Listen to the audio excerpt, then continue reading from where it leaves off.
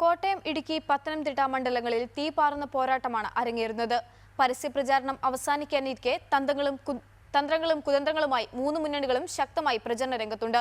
ഇടുക്കിയിൽ കൈവിട്ട മണ്ഡലം തിരിച്ചുപിടിക്കാനുള്ള വീറുറ്റ പോരാട്ടത്തിലാണ് UDF. LDF ആകട്ടെ നിലനിർത്താനുള്ള ശ്രമത്തിലും. കേരളത്തിൽ അക്കൗണ്ട് തുറക്കാനുള്ള മണ്ഡലങ്ങളിൽ ഒന്നായാണ് പത്തനംതിട്ടയെ BJP കാണുന്നത്.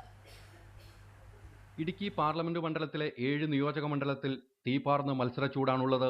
LDF രഹസ്യ കൂടിക്കാഴ്ചകളും പരസ്യ പ്രചാരണവുമായി രംഗത്തെത്തുമ്പോൾ UDF അത് മറികടക്കാൻ കുടുംബയോഗങ്ങളും റോഡ് ഷോയുമായി രംഗത്തുണ്ട്. ജോയ്സ് ജോർജ് കഴിഞ്ഞ തവണ നിലനിർത്തിയിരുന്ന ലീഡ് അതേപടി നിലനിർത്താനുള്ള പരിശ്രമം തുടരുമ്പോൾ മുൻകാലങ്ങളിൽ UDFന്റെ വിജയവും ഭൂരിപക്ഷവും അതേപടി പിടിച്ചെടുക്കാനുള്ള ശ്രമത്തിലാണ് ഡീൻ കുര്യാക്കോസ്. 7 നിയമസഭാ മണ്ഡലത്തിൽ ഒരു മണ്ഡലം പോലും കോൺഗ്രസിനില്ല എന്നത് ശ്രദ്ധേയമാണ്. 7-ൽ 5 LDFനൊപ്പമാണ്, 2 കേരള കോൺഗ്രസിനും.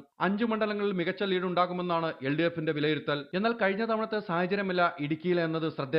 സഭയുടെ നിലപാട് ഇത്തവണ ആർക്കൊപ്പമെന്ന് പറയാൻ കഴിയാത്ത അവസ്ഥയാണുള്ളത്. BDJ സ്ഥാനാർത്ഥി ബിജു കൃഷ്ണന്റെ വോട്ടിംഗ് ശതമാനം ഇത്തവണ കുറയുമെന്നതാണ് വിലയിരുത്തൽ. കോട്ടയത്ത് KM മാണിയുടെ മരണത്തോടെ തോമസ് ചാഴിയാടൻ വിജയിക്കുമെന്ന ഉറപ്പിലാണ് കേരള കോൺഗ്രസ്. എന്നാൽ മാണി സാർ ഇല്ലാത്ത തെരഞ്ഞെടുപ്പിൽ ഇത്തവണ തോമസ് ചാഴിയാടന്റെ വിജയം അത്ര കണ്ട് എളുപ്പമാകില്ല എന്നാണ് കോൺഗ്രസിന്റെ വിലയിരുത്തൽ.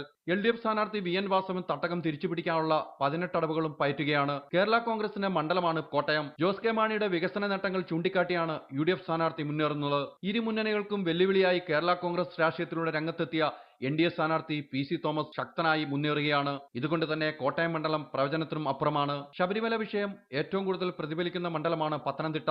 അതുകൊണ്ട് തന്നെ BJPക്ക് വലിയ പ്രതീക്ഷയാണ് ഈ മണ്ഡലത്തിലുള്ളത്. NDA സ്ഥാനാർത്ഥി K സുരേന്ദ്രൻ വിജയിക്കുമെന്ന ഉറപ്പിലാണ് പ്രവർത്തകരും നേതാക്കളും. തന്റെ മുൻകാലങ്ങളിലെ പ്രവർത്തന മികവും വികസനങ്ങളും മുന്നോട്ട് വെച്ചുകൊണ്ടാണ് കോൺഗ്രസിലെ ആന്റോ ആന്റണി മണ്ഡലം ചുറ്റുന്നത്. MLA എന്ന നിലയിൽ തന്റെ പ്രവർത്തന മികവ് തന്നെയാണ് LDF പത്തനംതിട്ട മണ്ഡലം തിരിച്ചുപിടിക്കാൻ വീണ ജോർജിനെ ചുമതലപ്പെടുത്തിയിരിക്കുന്നത്. പത്തനംതിട്ട ഇത്തവണ ആർക്കൊപ്പം നിൽക്കുമെന്ന് ആർക്കും പറയാൻ കഴിയാത്ത സാഹചര്യമാണുള്ളത്. ഈ പറഞ്ഞ 3 മണ്ഡലങ്ങളിൽ കടുത്ത ചൂടിലും വേനൽ മഴയിലും ആവേശം ഒട്ടും ചോരാതെയാണ് നേതാക്കളും പ്രവർത്തകരും പ്രചാരണം അവസാനിപ്പിക്കുന്നത്.